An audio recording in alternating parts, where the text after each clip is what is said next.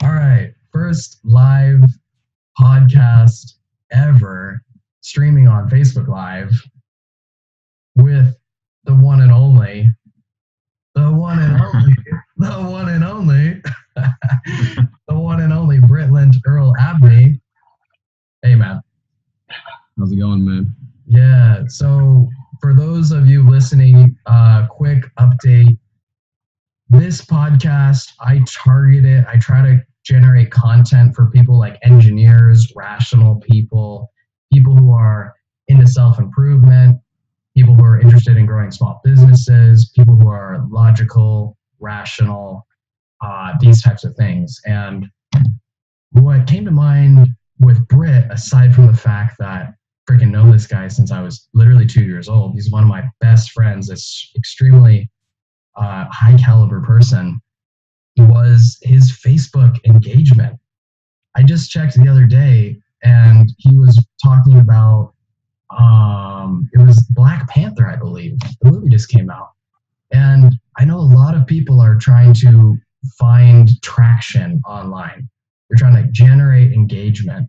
And I think Brit had like 500 comments on Facebook.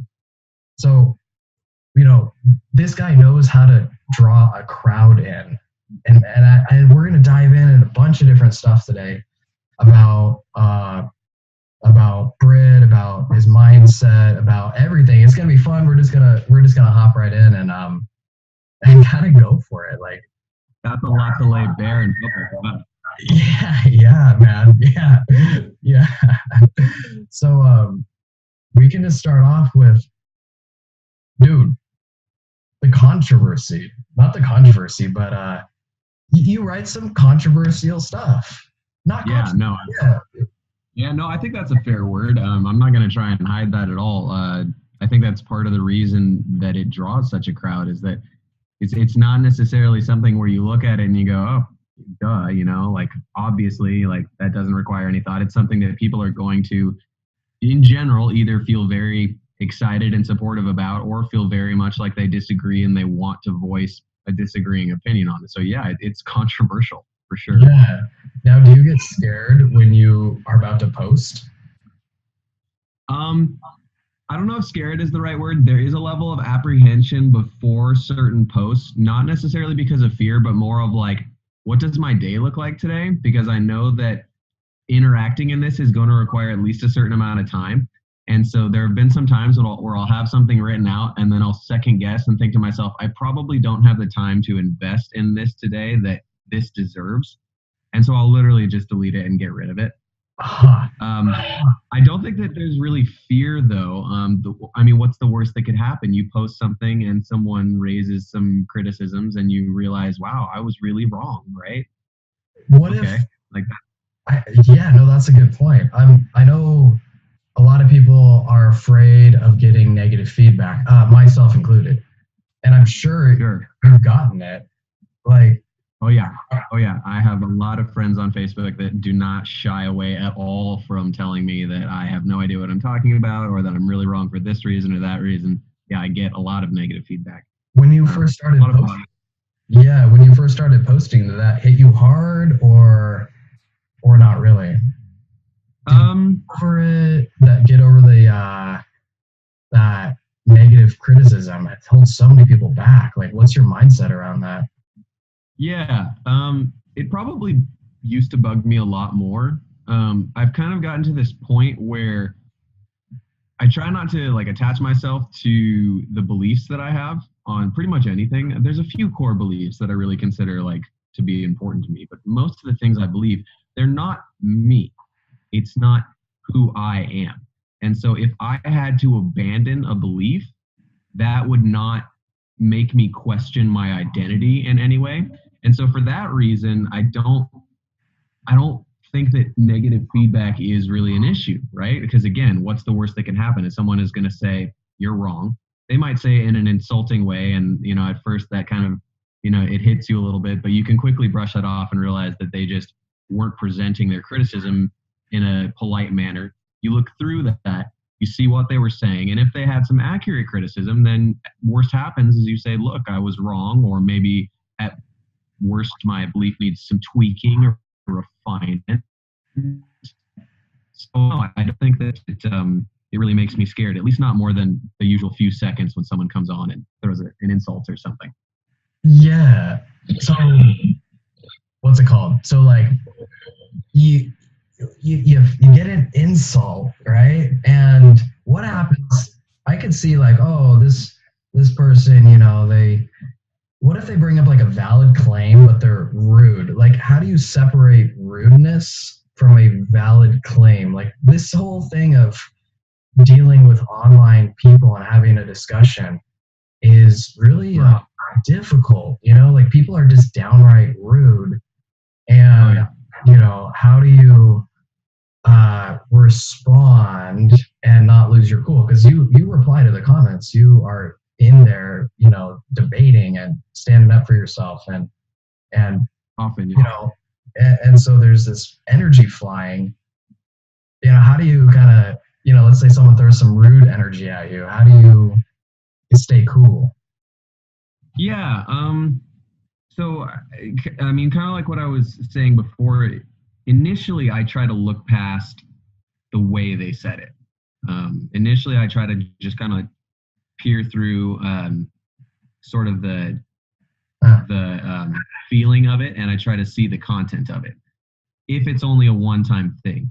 If I see a person that's being consistently rude, not necessarily just to me, but to pretty much anyone, I will actually call them out on that. Especially over the last probably year and a half to 2 years, I've started to create and maintain a certain standard of decorum or politeness on my Facebook page. And that goes for regardless of who they're talking to, whether it's slung at me, whether it's slung at someone I disagree with, or whether it's slung at someone I agree with. It doesn't matter. If they're being significantly rude and consistently, I will say like, hey, you're going to have to, calm down that attitude if you want to stay on my page. If you don't, that's fine. Like you don't have to be here. You can talk however you want on your own page, but on my page, you're going to talk in a fairly polite way. And if you don't think that you can, then I'll start deleting your comments and eventually block you. I have no issue with someone being here, disagreeing with me. You can disagree with me all day long. You can disagree with other people all day long, but you're going to do so fairly politely. If it's just a one-time thing, like a one insult, especially if it's not a super bad insult, like maybe a little word snuck in there, right? As opposed to something much more crude, like, F you, you bastard. Then I'll often let that slide, and I'll try to look through that to just the content. But you can tell certain people come on and they're warriors, right? They're ready to attack. They want to fight. Yeah. And so talk to those people and be like, look, that's not what this is. And if that's who you want to be, if you want to fight, that's fine. Go to another page, because this is a place for polite discussion, disagreeing, controversial discussion, but polite. Do you have fun? You gotta have fun doing it. Oh yeah. If I didn't enjoy it, I don't think I'd be as motivated to do it all the time. Yeah, I have a good time. Yeah, what are, just so the audience, kind of whoever's listening right now, what are some of the topics you take a stand on? Take a stand, like just discuss, like bring up. Yeah. Like what are some revolving themes? Like there's Christianity and atheism and the dance between those two. There's GMOs. There's it's a huge range. I talk about philosophy of religion a lot. Hold on one second, my cat is on the screen.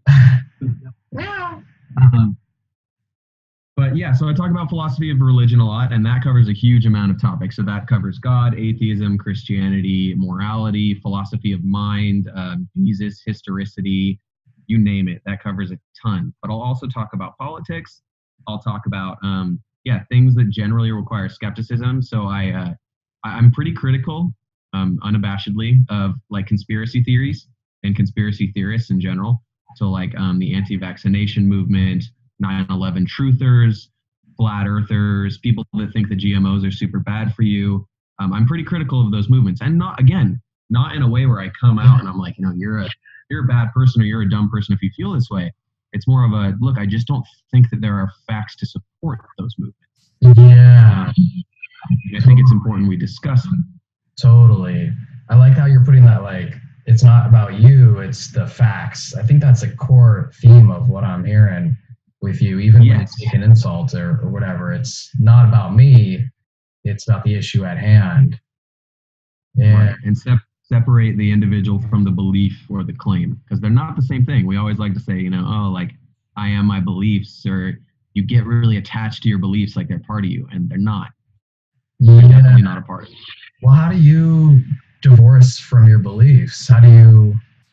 So let's take a belief. Let's say I believe the Earth is flat, and I that's true.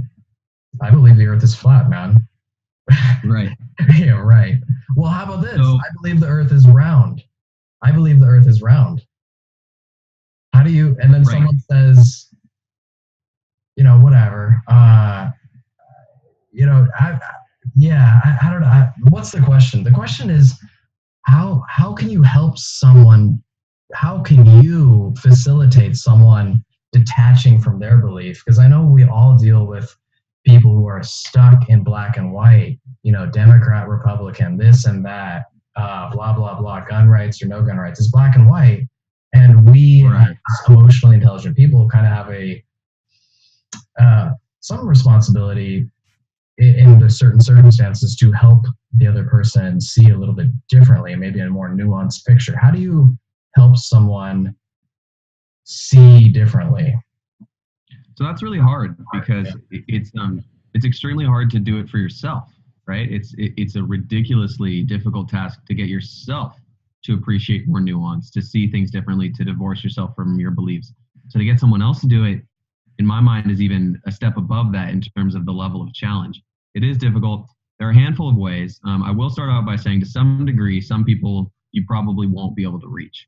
So realizing which people you might be able to get and which people you might not is important from the beginning. There are some people that they're not willing to have a nuanced conversation. They're not willing to change their mind in the light of new facts. But for those that are, let's assume you're talking to someone where it's like, this person is fairly rational. We all have biases, but this person, they would admit that their belief was flawed if they were shown that, right? Let's assume you're talking to someone like that. A handful of ways. One of the most important, I think, is you humbly admitting that you're wrong when you are shown wrong. Yeah. If they feel trusting that you will do that, they're more likely to do it as well. If you stick to your guns on everything, if you never admit you're wrong, even when it's pretty obvious you are, even when the facts are against you, and you still just double down, they are more likely to do the same thing. Then they're going to say, well, he's not caving at all, so I'm not going to cave, right? The more he doubles down, the more I'm going to double down.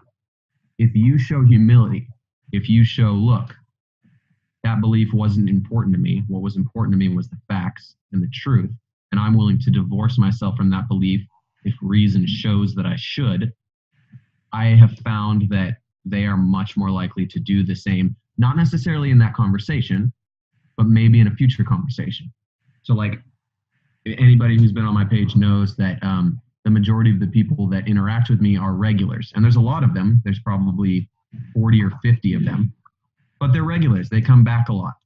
They're involved in those discussions, and they've been on this page before. They not only know me, but they know the other regulars.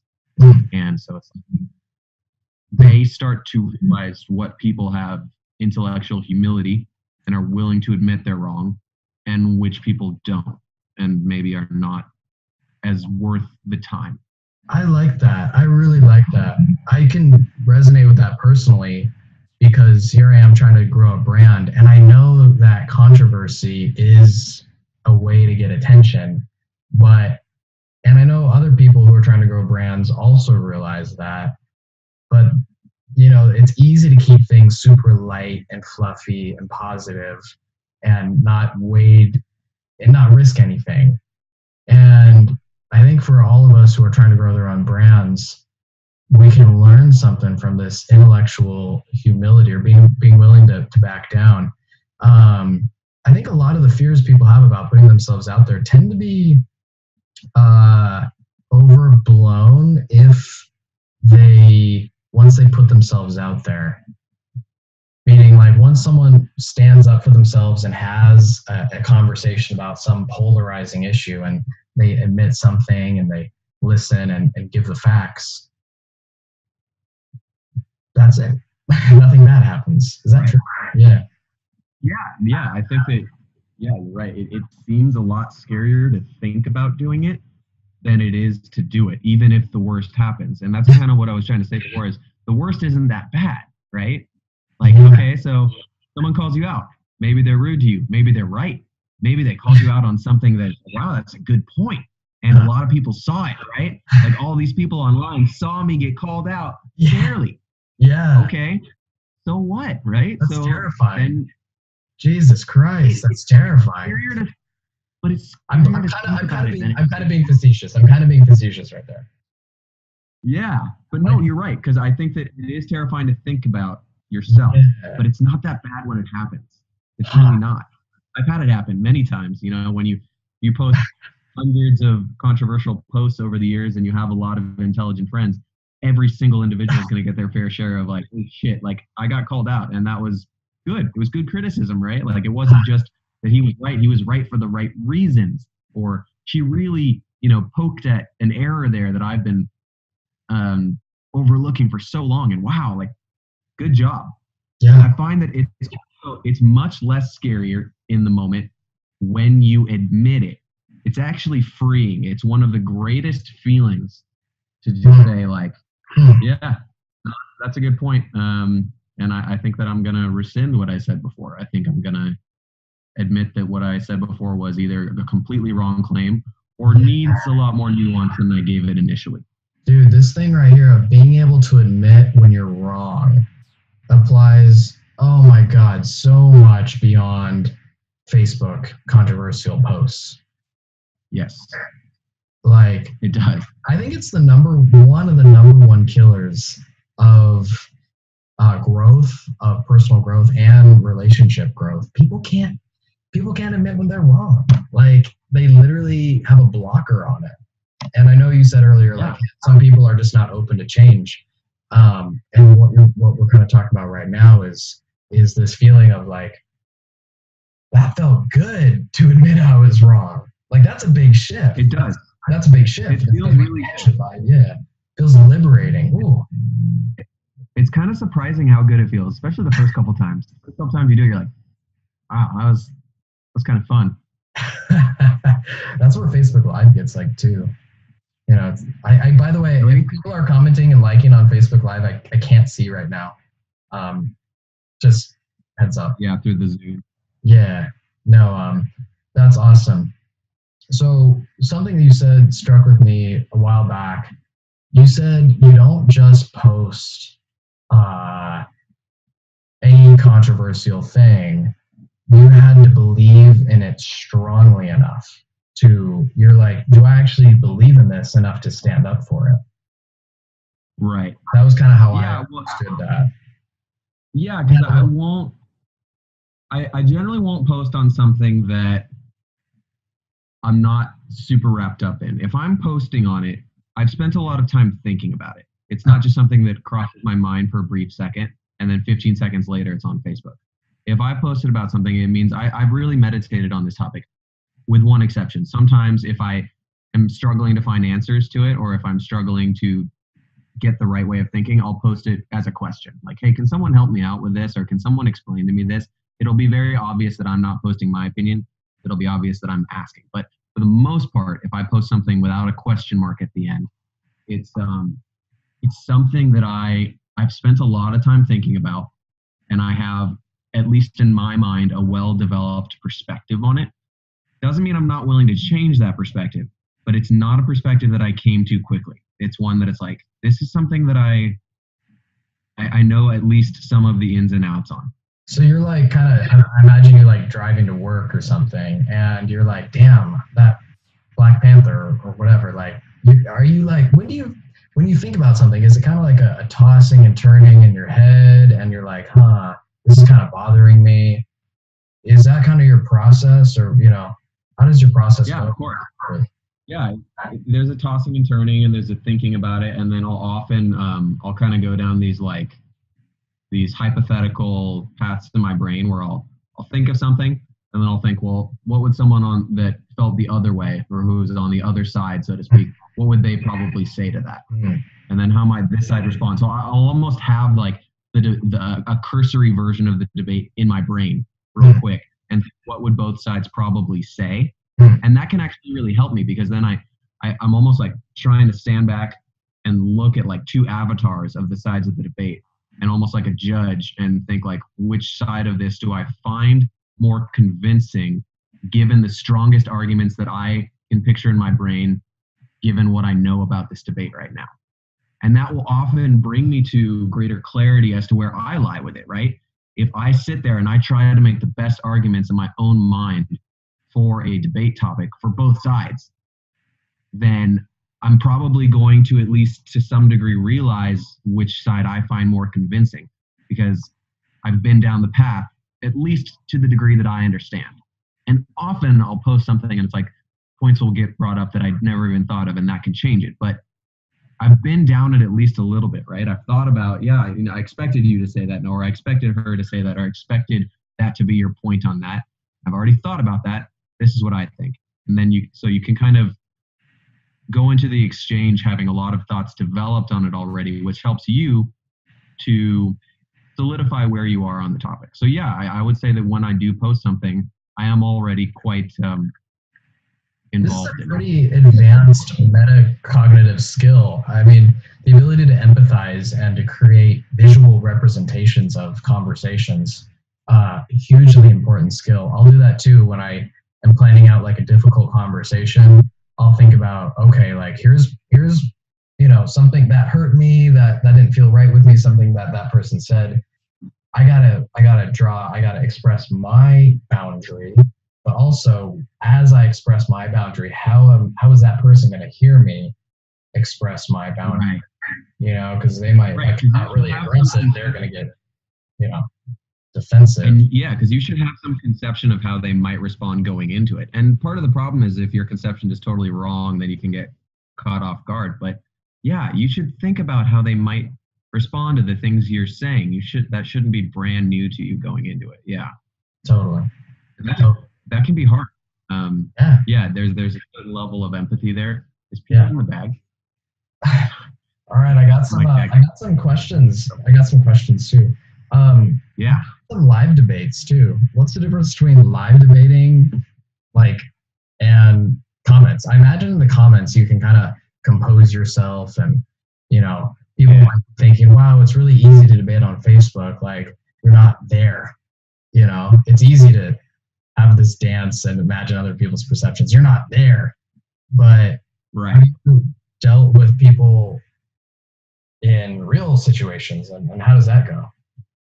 Right. So yeah, and you're right. There's huge pros and cons to both. But I think that you can kind of narrow it down to basically one category for each. So I've had live debates like what we're doing right now, but in debate style.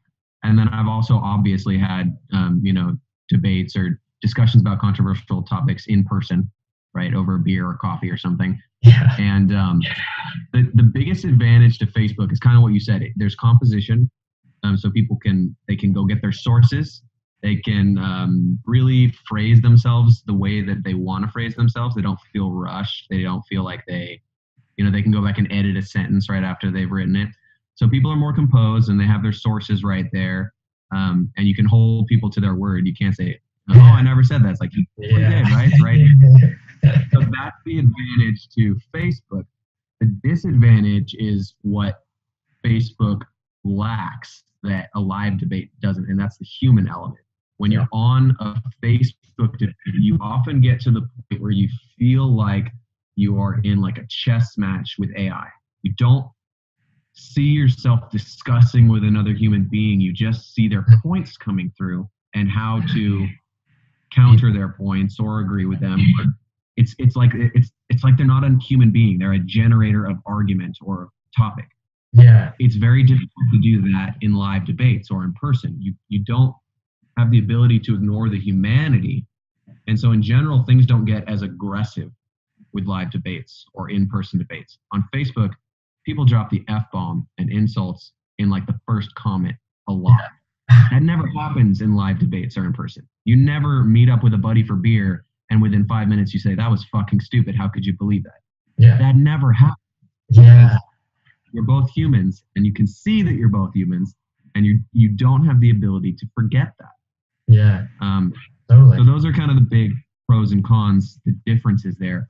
And here's the other thing too, and I learned this a couple of years ago.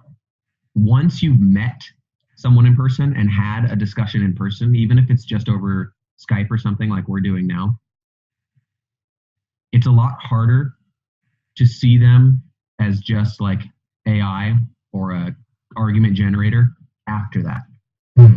You have more empathy for the person behind the screen if you've met them behind the screen previously. Yeah, totally. And so I strongly encourage people that it's like if you debate with this person online, you should, if at all possible, meet them at least once. Yeah. Talk with them. It will change how you discuss. I promise. And I have. Lucky for me, I've gotten to travel a lot for work and just personal. And I've met a lot of my debate sparring partners who live all over the country. Like I went out to Salt Lake City about a year ago, and I faintly remember that one of them was from Utah. So I met up with my buddy Marshall, who I'd never met anywhere except online. We'd been, kind of sparring online for a couple of years, and we had beers and we discussed in person. And our relationship was better after that, even when we were seriously disagreeing with each other. And Marshall is not the only person that I've done that with. I've done that a lot. How do you start that conversation? Because I know a lot of people are stuck. It's their fault. I'm not going to admit I'm wrong because it's their fault. They started it. I'm not going to, I'm not going to sit down for a beer with that dude. Hell no. Yeah. That person was rude to me. And here you are sitting down with beers with your debaters. I don't know if they're rude to you, but how do you, what was that conversation like? Hey, Marshall, do you want to grab a beer? Yeah, I think it was like, hey, you live here, right? And he's like, yeah. I was like, I'll be there. I'd love to meet up for beers. I think he was pretty receptive to it. So I think to a certain degree, it requires some understanding between both of you.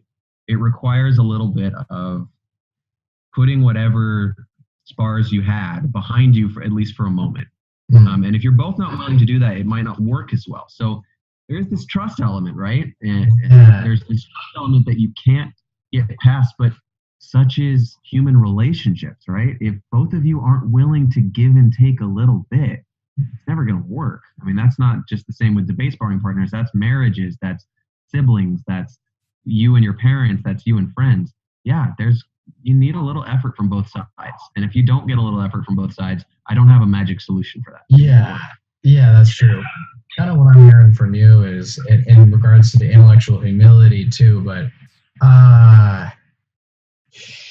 what's it called? Like humility, but like willingness to not be right or something like that. Willingness to not be right or to be wrong or to kind of let things go. There's this willingness, okay, like we might disagree. I'm willing to forget that right now. Okay, I'm willing to admit that I'm wrong. I'm not stuck. I'm even though it's uncomfortable.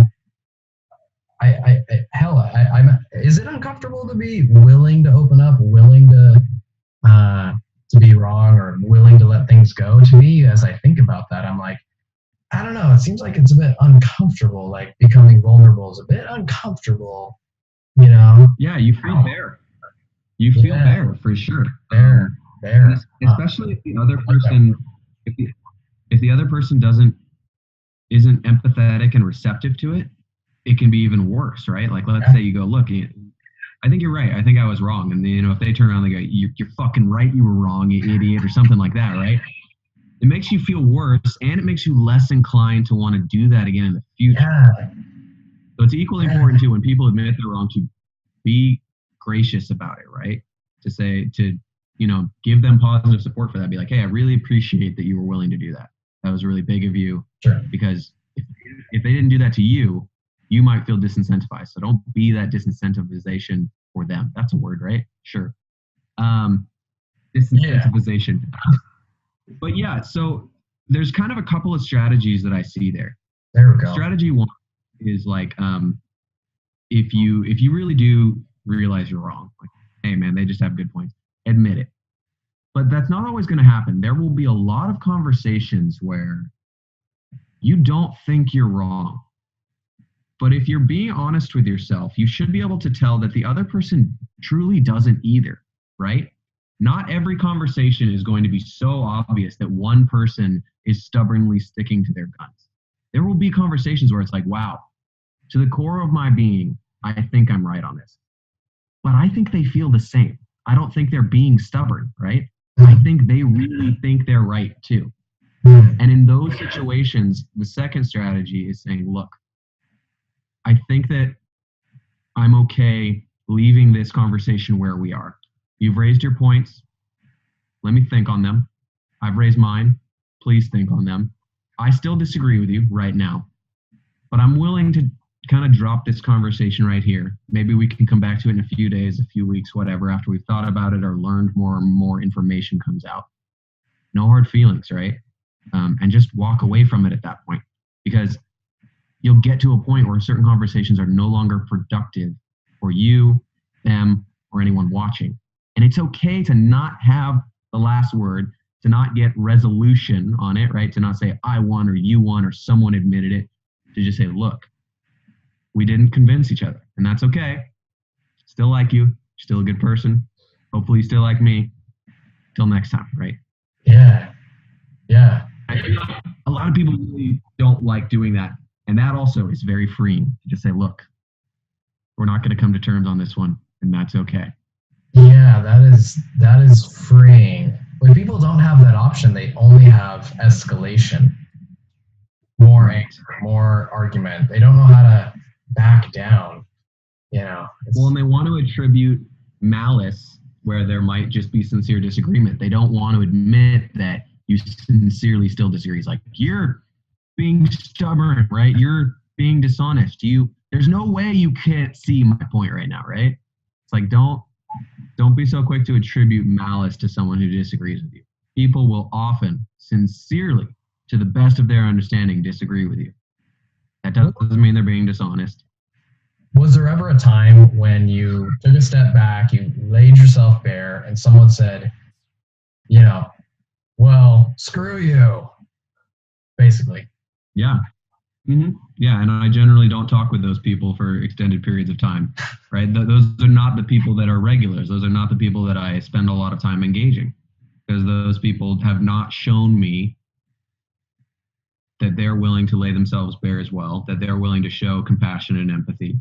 The people that I engage with regularly are people that respond well when you admit you're wrong, and that appreciate when you respond well and they admit they're wrong.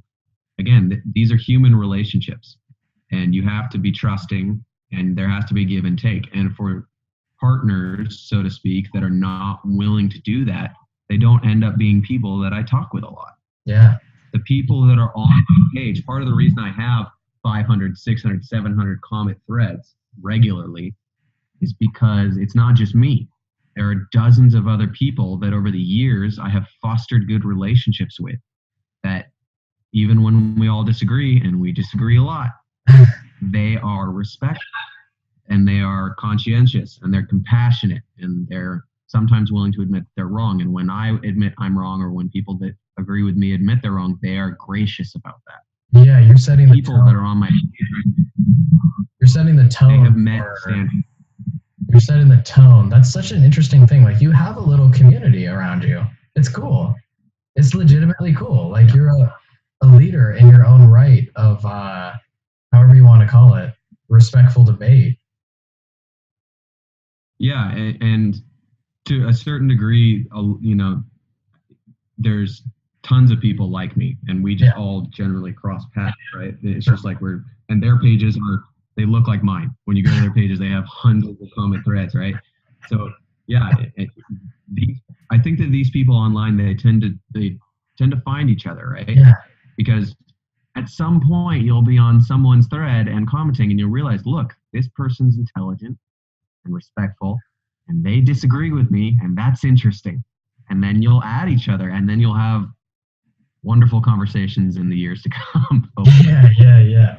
So is there in this day and age of CNN pandering to their audience to write, Fox pandering to their audience, we have a polarization of the news, right? Where it's, we all know that this is happening, that people have preferences to see the news that conforms to what they already believe and everything. But here in these social media channels, there are these little nest eggs of these people who are having intellectual debate.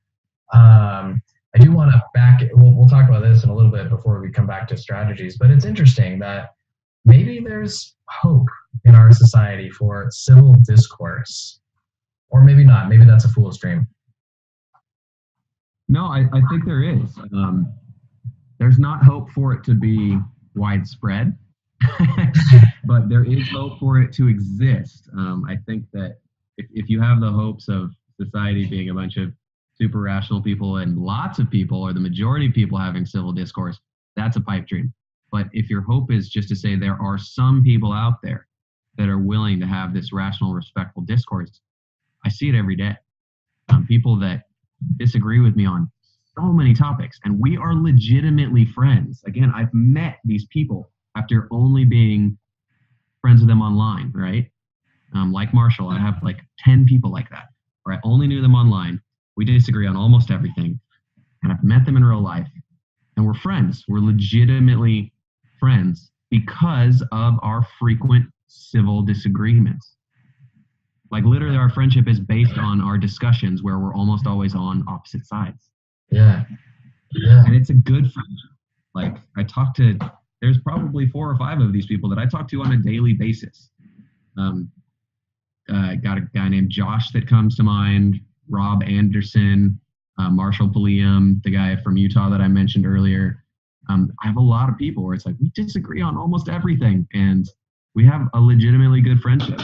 I remember this one time I was hanging out with you at in El Dorado Hills, and you invited several people out to this bar, and I was shocked by the crowd that came. You had bodybuilders and conservative Christians, and people like me, yoga people, and self-help people like me, and the quintessential moment was, I forget his name, but it was your dad and some guy grabbing a beer at the back. Tim Kennedy. Yeah.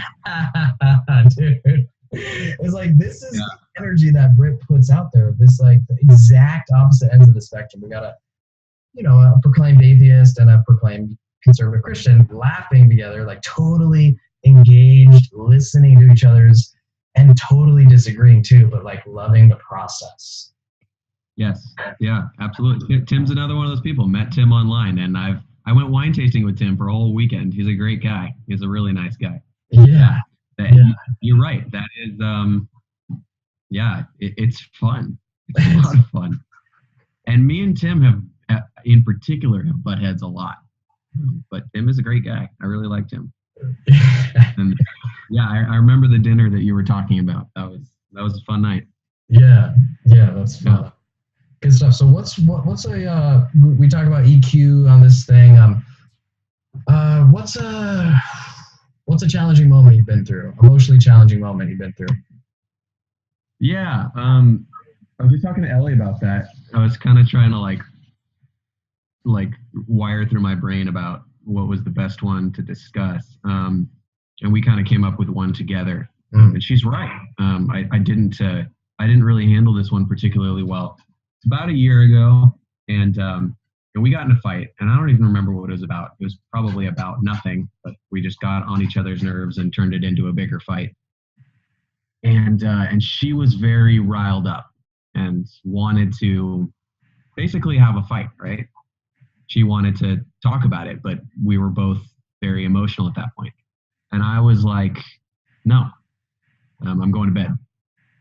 Right? I was at the point where it's like, I don't want to do this so much that I'm basically running away from it. Okay. I hear you.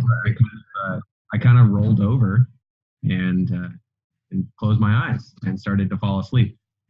And that made things way worse. It made her even more upset.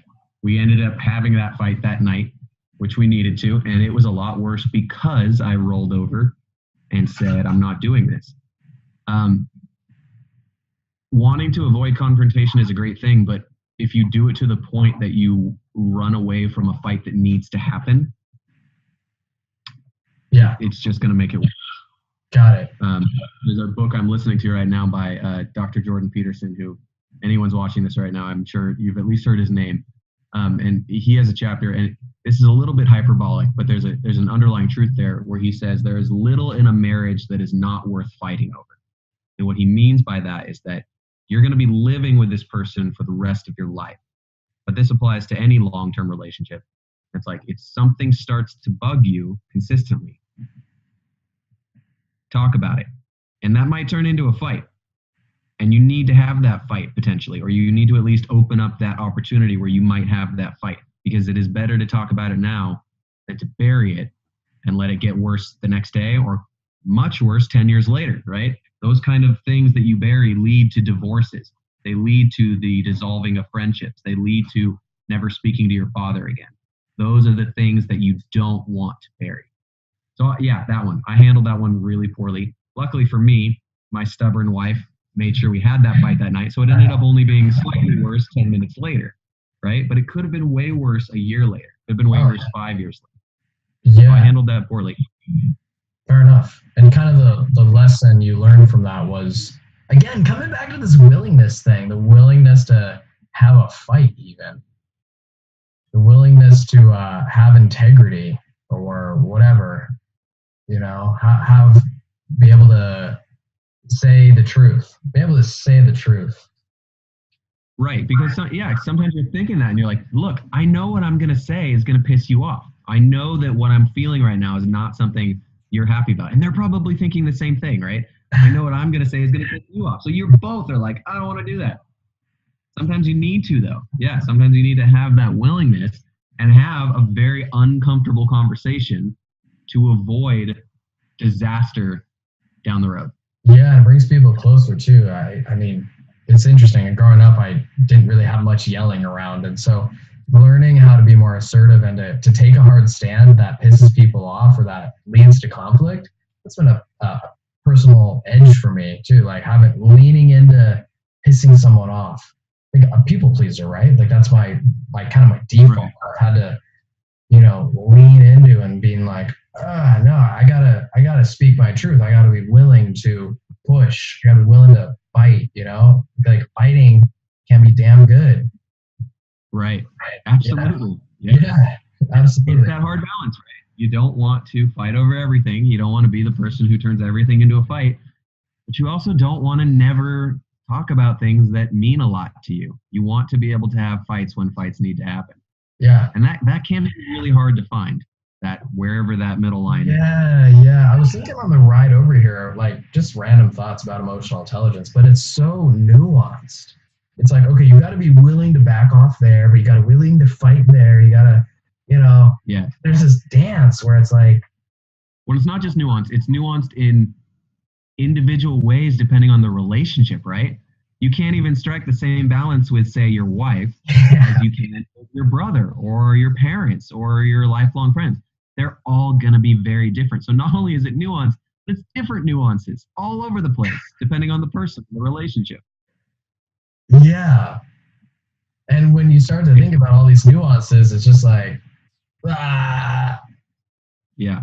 But if you throw yourself in, it's hard. It's hard. I think like that's the lesson I kind of want to touch upon real quick too. I'm trying to speak to nerds. I'm trying to speak to people who are logical, and when they can in their mind they can sense this web, this jungle of social dynamics. Their intuition. They're like, yeah, it's a freaking jungle out there. And they don't quite. Some people are very suave and everything, but some people, they're scared because they sense this like these infinite nuances and this skill set, this rich and deep and frustrating skill set of dealing with people, and it's just easier for them to play video games. It's just easier for them to code a computer. Just easier for them to like go work. And I have the same tendency too. Right. Yeah. So my first response to that would be, unfortunately, they're right. It is. It is tough. It is easier. Humans are fucking hard. And maintaining and balancing proper social relationships, a lot of social relationships, and even if you're not a super social person, at minimum, you're going to have one or two best friends. You're going to have siblings. You're going to have parents. You're going to have probably a romantic relationship. So that's like what, a half a dozen right there if you're a fairly non-social person. So at a minimum, you're balancing all of these relationships in your life. So the first thing I'd have to say to that is, unfortunately, they're right. The caveat, the major caveat there is that it's arguably the most important thing in the world.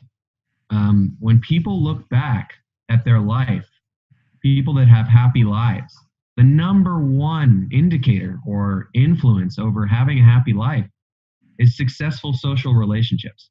It's not where you live. It's not how much money you make. It's not even what you do. I know a lot of people talk about, choose the career you love, and not that that's not important, but it's not the peak factor.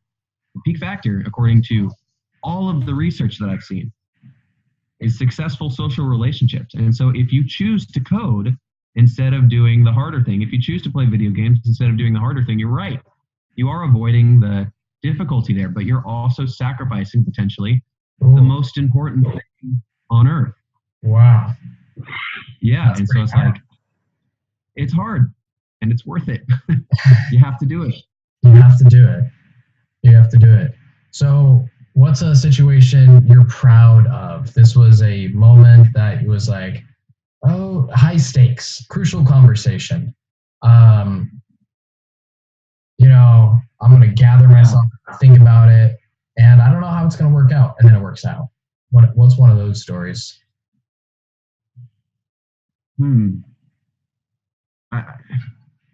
not sure if this necessarily fits the gathering portion, but there was a time in life fairly recently,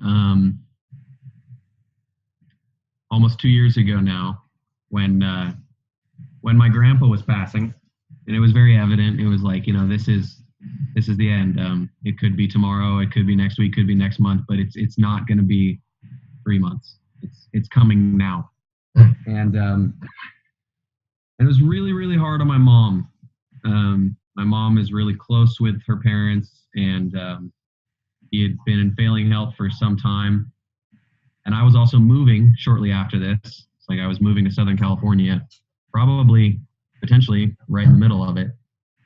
And I was there for her, and I'm pretty proud about how I was there for her.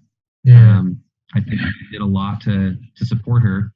I think that I helped her with a really hard time in her life just by being kind of a strong pillar and talking her through it. I had a lot of pain myself, and I kind of processed that later afterwards, because at the time, my mom was the one struggling the most, and she needed kind of a strong pillar. And I felt that I was that for her, and I think I did a good job on that one. So I was pretty proud of that. Yeah. That's the one that came to mind first, at least. Yeah, being grounded, and no, that's good. That's good. We can kind of start wrapping up here. Let's see. It's been good. No, a very windy conversation. Yeah. I just try to be curious and wing it. At least I like it, man. Right now. Yeah, no, it's good stuff. Good stuff. Well, let's see. Okay, so life hack. This could be anything. This is the final question. We'll make this the final question, and then it's Brit Abney. People can follow you, Brit Abney, by the way, for those of you still listening. I wonder how many people are listening right now. Let's take a look. I don't know. Oh, we got some people joined. I don't know. Okay, we'll see. Whatever. Life hack. Besides exercise. Too easy. Too cliche. Too cliche. Life hack. So something, just like a general piece of advice that you would recommend to anyone to improve their life. That you do. do personally? Right, sure. Stoicism. Stoicism. Yeah. Yeah, a lot of people think when they hear the word stoic, they think like emotionless, right? Sherlock Holmes or people that they don't feel, right? And that's not what the underlying philosophy is. The Stoics, for those who haven't looked into it, were actually a set of philosophers in the ancient Greco-Roman world, and their philosophy was not to not feel. Rather, it was to be aware of what you feel, to think about why you feel certain things, and to measure your responses to more appropriately reflect appropriate feelings, right? Look inwards when something angers you. Look inwards when something frustrates you, when something upsets you, and think about why it does. Think about whether it should, right? Obviously, it might upset you in the first 5 seconds, but are you going to let it upset you for the next 10 minutes? Is it something worth letting you be upset for the next 10 minutes or 10 days or however long? And then carefully choose your reaction. Don't let yourself be dominated by your emotions. So it's not to not feel it, it's to just have much more introspection and control over how you react to your emotions. I've been practicing it for about 2 years, and it's been super beneficial. I love it. Several of my friends have been into it too, and they absolutely love it. So Stoicism. Yeah. Stoicism. All right. I love it, man. I love it. Well, let's sign off here. And actually, I'm just going to stop the Facebook Live. End broadcast. Okay. Done. Okay. Okay. That's that. We're going to stop recording now.